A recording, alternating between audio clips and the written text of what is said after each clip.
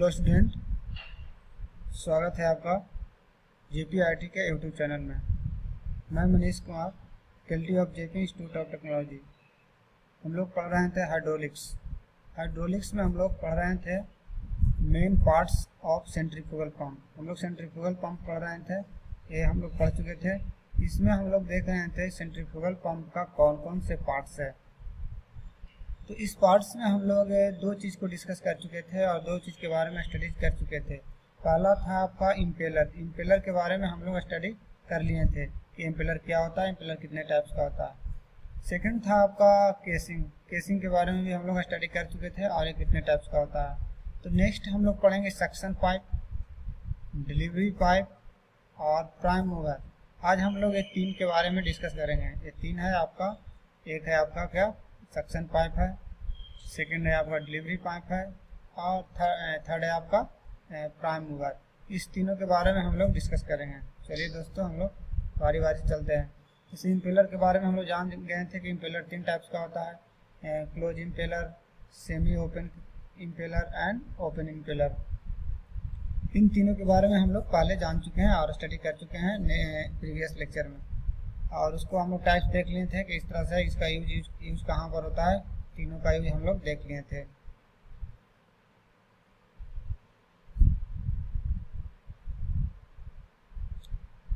इस तीनों का यूज हम लोग देख लिए थे। अब नेक्स्ट में क्या है आपका, हम लोग केसिंग देखे थे। केसिंग के बारे में जान गए थे कि केसिंग क्या होता है और केसिंग के टाइप्स देख लिए थे। केसिंग तीन टाइप्स का होता था, vertex casing and valued casing and diffuser casing. तीनों के यूज कर देख लिए थे कि तीनों को क्या यूज है, कहाँ कहाँ पर यूज करते हैं हम लोग इस तीनों टाइप्स का केसिंग का। जैसे ऊपर में हो गया वर्टेक्स केसिंग है, नीचे डिफ्यूजर केसिंग है। तो हम लोग आज देखते हैं कि डिलीवरी पाइप होता क्या है। देखिए, सबसे पहले देखिए डिलीवरी पाइप से पहले देख लीजिए सक्शन पाइप क्या होता है। पहले सक्शन पाइप को समझते हैं। तो इसके लिए हम लोग एक फिगर पर चलते हैं एक्चुअली सक्शन पाइप क्या होता है। देखिए, ये फिगर जो दिख रहा है हम लोग कहाँ है, सेंट्रीफ्यूगल पंप का है। ये फिगर क्या है, सेंट्रीफ्यूगल पंप का है। ये फिगर हमारा सेंट्रीफ्यूगल पंप का है। ये हमें अंदर इम्पेलर लगा हुआ है, क्या है जो दिख रहे हैं हम लोग येलो कलर का, ये आपका इम्पेलर लगा हुआ है। बीच में क्या है, उसका प्राइम मूवर का शाफ्ट लगा हुआ है। बीच में जो रेड कलर का दिखा रहे हैं क्रॉस करके, ये प्राइम मूवर का शाफ्ट लगा हुआ, इसे आई बोलते हैं, आई ऑफ पंप बोलते हैं। अब देखिए, इसका एक सेंटर माना जाता है। ये आपका सेंटर हो गया। सेंटर से लेकर सेंटर ऑफ इम्पेलर से लेकर के जहाँ तक ये लिक्विड का लेवल होता है, यानी जिस संप से या फिर जिस रिजर्वर से हमें फ्लूइड को फ्लो करवाना है या फिर वाटर को फ्लो करवाना है, वहाँ तक लेकर के इसको बोलते हैं हम लोग सक्शन हेड। इसको ये जो पाइप हुआ आपका यहाँ से लेकर यहाँ तक, हम लोग सक्शन पाइप पढ़ रहे हैं।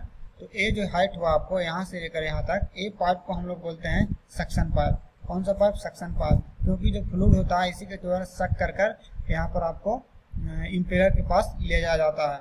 तो इम्पेलर से लेकर पंप से लेकर जो फ्लूइड में संप की ओर डूबे रहते हैं, उसी पाइप को हम लोग बोलते हैं सक्शन पाइप। और जो पंप से लेकर बाहर की ओर वाटर को डिलीवरी करते हैं, उसे हम लोग बोलते हैं डिलीवरी पाइप। देखिए, ये आपका हो गया ऊपर की ओर, यहाँ के ऊपर आपका डिलीवरी पाइप हो गया और यहाँ से नीचे आपका सक्शन पाइप हो गया। इसे देखिए यहाँ पर लिखा हुआ a pipe whose upper end connected to the inlet of the pump. Pump का जो इनलेट पॉइंट होता है उससे जो कनेक्टेड रहता है, and the lower in deep into the water sump, मतलब किसी वाटर में वो डूबा हुआ रहता है। यानी वाटर से लेकर के inlet point of the sump से वहाँ तक जो आपका पाइप होता है उसको हम लोग सक्शन पाइप बोलते हैं। अब क्या हो गया, डिलीवरी पाइप हो गया। तो डिलीवरी पाइप का it is the pipe which the connected it's the lower end to the outlet, मतलब जो इस पाइप का जो लोअर एंड होगा वो कनेक्टेड रहेगा किससे, पंप से कनेक्टेड रहेगा। एक कनेक्टेड रहेगा पंप से। एंड अपर एंड कनेक्टेड कहाँ से रहेगा, जहाँ हमें फ्लूइड को फ्लो कराना है, जिस पॉइंट पर हमें फ्लूइड को फ्लो करवाना है उसे बोलेंगे अपर एंड इसका। तो लिखा it is the pipe which is connected it's lower end to the outlet of the pump, मतलब डिलीवरी पाइप का जो लोअर एंड होगा वो कनेक्टेड रहेगा आउटलेट पॉइंट से, आउटलेट पॉइंट ऑफ पंप से, पंप का जो बाहरी पॉइंट होगा उससे कनेक्ट रहेगा। And it is deliver to the liquid to the required height, मतलब ये क्या करता है, जहाँ पर हमें फ्लूइड को पहुँचाना है वहाँ तक वाटर को डिलीवर करता है। लिखा हुआ है near the outlet of the pump on the delivery pipe a valve is provided, वहाँ पर क्या रहता है, एक वाल्व प्रोवाइड किया रहता है। वाल्व क्यों रहता है, उस वाटर फ्लो को कंट्रोल करने के लिए वहाँ पर एक वाल्व लगा रहता है, तो उससे बोलते हैं हम लोग डिलीवरी वाल्व।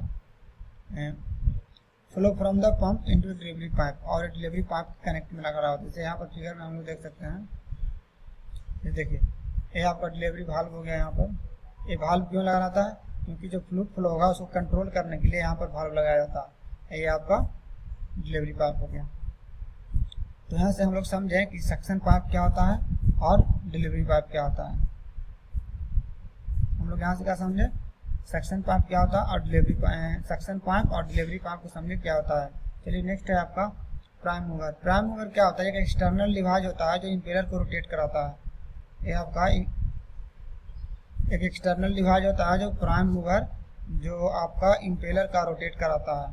जो इम्पेलर में पंप लगा रहता है, पंप के अंदर जो इम्पेलर लगा रहता है उसको जो प्राइम मूवर है उसे रोटेट कराता है। प्राइम मूवर क्या क्या हो सकता है, इलेक्ट्रिक मोटर हो सकते हैं, इलेक्ट्रिक मोटर के रूप में हम लोग यूज करते हैं। फिर डीजल इंजन के रूप में यूज करते हैं, जिसे हम लोग आईसी इंजन बोलते हैं। IC engine use the prime mover, मतलब प्राइम मूवर के रूप में हम लोग इलेक्ट्रिक मोटर का यूज करते हैं। एंड आईसी इंजन या फिर डीजल इंजन बोलते हैं हम लोग, उसको यूज करते हैं। तो ये तीन चीज समझ गए हम लोग, प्राइम मूवर, सक्शन पाइप और डिलीवरी पाइप, इस चीज को समझ गए। यहाँ से आप इसको और अच्छी तरह से देख सकते हैं। देखिए यहाँ से आप वहाँ देखिए, इसमें जो लगा हुआ है इसी को हम लोग प्राइम मूवर बोलते हैं। ये क्या होगा, मोटर जो है, इसमें जो मोटर लगा हुआ है इस मोटर को हम लोग प्राइम मूवर बोलते हैं। तो यहाँ पर दो तरह के डिवाइस यूज कर सकते हैं। एक तो आईसी इंजन यूज कर सकते हैं, आईसी इंजन जो हम लोग जनरली गाँव में डीजल इंजन बोलते हैं उसको, और इलेक्ट्रिक मोटर के रूप में भी इसे यूज कर सकते हैं। तो ये आपका प्राइम मूवर हो गया, हम लोग इसी को प्राइम मूवर बोलते हैं। चलिए नेक्स्ट देखते हैं।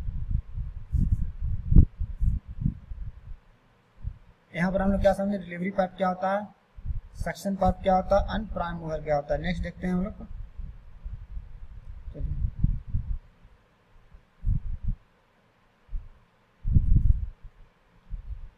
नेक्स्ट है आपका working of centrifugal. Centrifugal pump work कैसे करता है, देखिए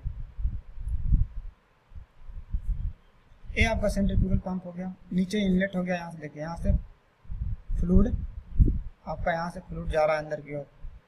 इनिशियली कंडीशन में क्या होता है कि जो हमारा जो फ्लूइड रहता है उसको यहाँ तक हम लोग फिल कर देते हैं, यहाँ तक फिल कर देते हैं, इस पॉइंट तक, इस पॉइंट तक, सेंटर तक हम लोग फिल कर देते हैं। ये आपका वेन हो गया। वेन क्या होगा, ब्लेड को हम लोग वेन बोलते हैं। और ये इम्पेलर लगा हुआ, इम्पेलर इसमें लगा हुआ है, आई ऑफ इम्पेलर। ये क्या होगा, शाफ्ट का जो मेन पॉइंट होता है उसको हम लोग आई ऑफ इम्पेलर बोलते हैं। फर्स्ट ऑफ ऑल यहाँ से क्या करता है, फ्लूइड इंटर करता है। लिखा हुआ है कि liquid force into the impeller. Impeller क्या करता है, फोर्स, लिक्विड पर फोर्स लगाता है। Then pass the kinetic energy to the liquid rotate and leave the impeller. Kinetic energy क्या होता है, सब first of all electrical energy को मैकेनिकल एनर्जी में कन्वर्ट करते हैं। मैकेनिकल एनर्जी जो काइनेटिक एनर्जी के रूप में आता है वो क्या करता है, इम्पेलर को रोटेट करता है। इम्पेलर को रोटेट करने के बाद क्या होता है, kinetic energy to liquid rotate and leave the impeller. Impeller पर आपका रोटेशन देता है। Volute casing convert kinetic energy into pressure energy. तो इसके पास जो वैल्यूड जो केसिंग लगा हुआ रहता है उसके पास जो काइनेटिक एनर्जी रहता है, रोटेशन के रूप में रहता है, वो क्या करता है, एक प्रेशर क्रिएट करता है। ठीक, फिर नेक्स्ट देखते हैं। फिर प्रेशर क्रिएट करने के बाद क्या होता है, लिक्विड डायरेक्टली रोटेट करना स्टार्ट कर देता है ऑन द वेन। क्या करता है, देखिए इनिशियली कंडीशन में यहाँ से प्रेशर क्रिएट किया, प्रेशर क्रिएट करने के बाद एक फ्लूइड ऊपर की ओर बढ़ना स्टार्ट कर देते हैं।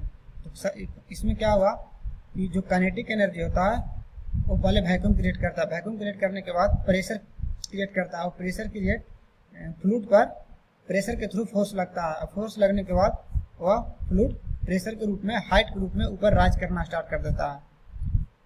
यहाँ पर लिखा हुआ centrifugal force into the casing. Casing पर क्या करता है? सेंट्रीफ्यूगल फोर्स लगता है। यहाँ पर लिखा हुआ है liquid directly into the centre of the rotating impeller in pick up by a impeller vane and accelerated to the higher velocity by the rotation of the impeller and discharge. और उसके बाद क्या करता है? फ्लूइड को discharge कर देता है। चलिए ये तो आपका वर्किंग प्रिंसिपल। नेक्स्ट देखते हैं। देखिए अब देखते हैं कि head of centrifugal pump. Centrifugal pump का कौन कौन सा हेड होता है? देखिए पहला है आपका सक्शन हेड, सेकंड है आपका डिलीवरी हेड, और थर्ड है आपका स्टैटिक हेड। फिर एक और होता है, एक होता है मोनोमेट्रिक हेड। सबसे पहले देखते हैं इसको, फिगर में समझते हैं।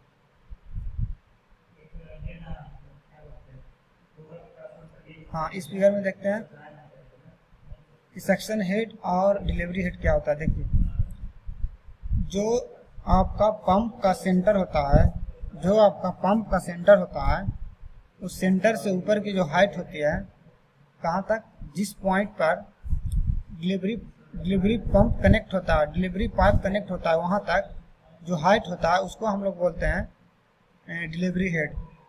और जो इम्पेलर के सेंटर से लेकर वाटर का फ्री सरफेस ऑफ लेवल तक जो हाइट होता है, ये वाटर का फ्री सरफेस ऑफ लेवल हो गया, वाटर का फ्री सरफेस ऑफ लेवल हो गया, वहाँ तक हाइट होता है, उसको हम लोग बोलते हैं सक्शन हेड।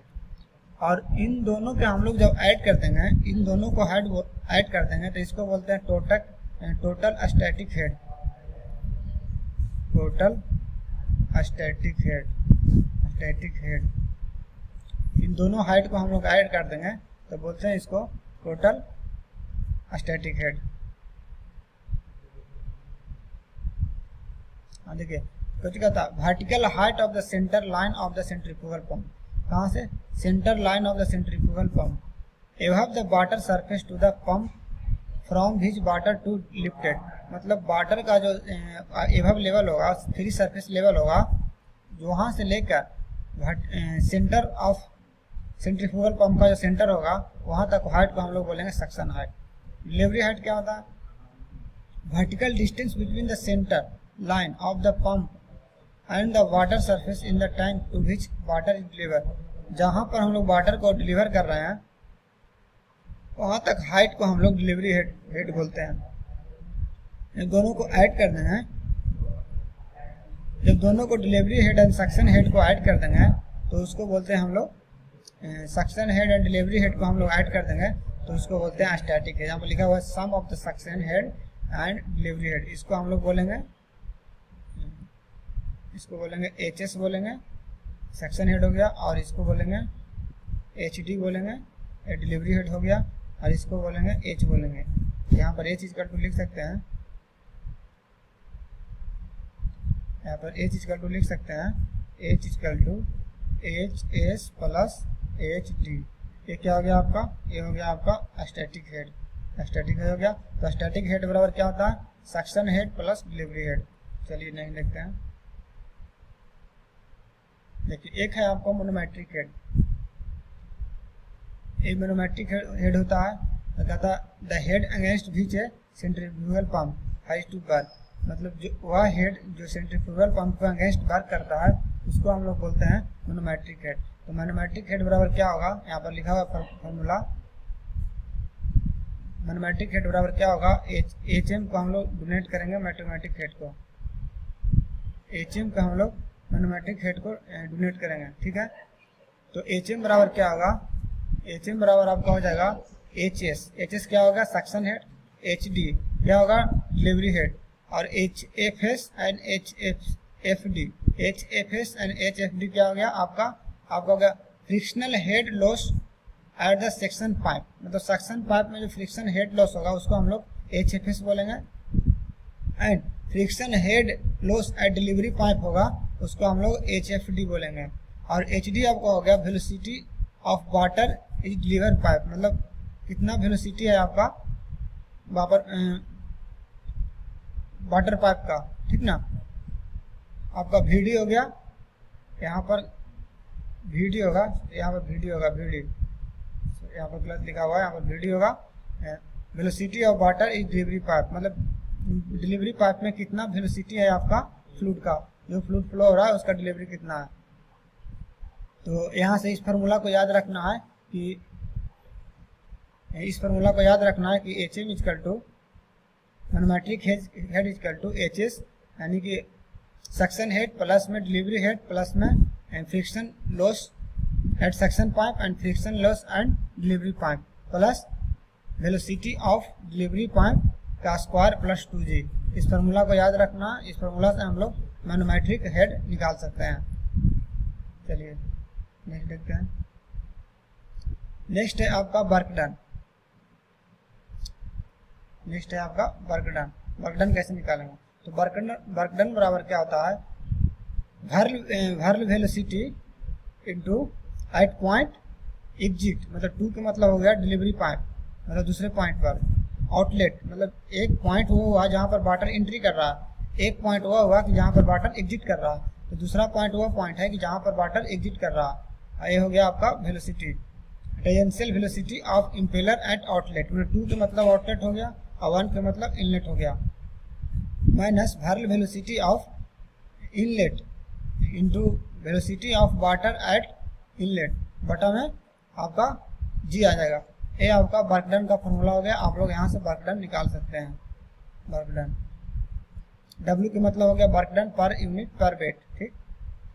फिर हो गया VWT के मतलब हो गया whirl component of absolute velocity at the jet, मतलब जो फ्लूइड का वेलोसिटी होगा उसका बोल रहा, outlet at point outlet. And V2 हो गया आपका, U2 हो गया tangential velocity of impeller at outlet, मतलब 2 जहाँ लगाएगा जहाँ आउटलेट पॉइंट आ जाएगा।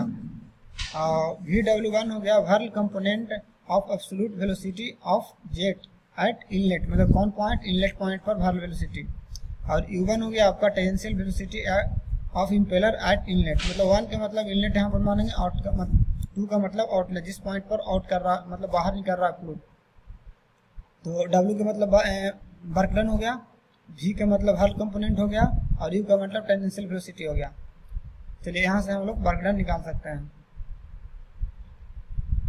फिर कहता है कि as water come to radially, radially का मतलब हो गया कि जो गाइड ब्लेड होगा 90 डिग्री पर इनलेट करेगा, इस तरह से गाइड ब्लेड नहीं लगा रहेगा, गाइड ब्लेड होगा जो 90 डिग्री पर आएगा, तो यहाँ पर अल्फा इक्वल टू हो जाएगा 90 डिग्री, तो अल्फा इक्वल टू 90 डिग्री हो जाएगा। तो जो इनलेट का जो वेलोसिटी होगा वर्ल वेलोसिटी इनलेट 0 हो जाएगा,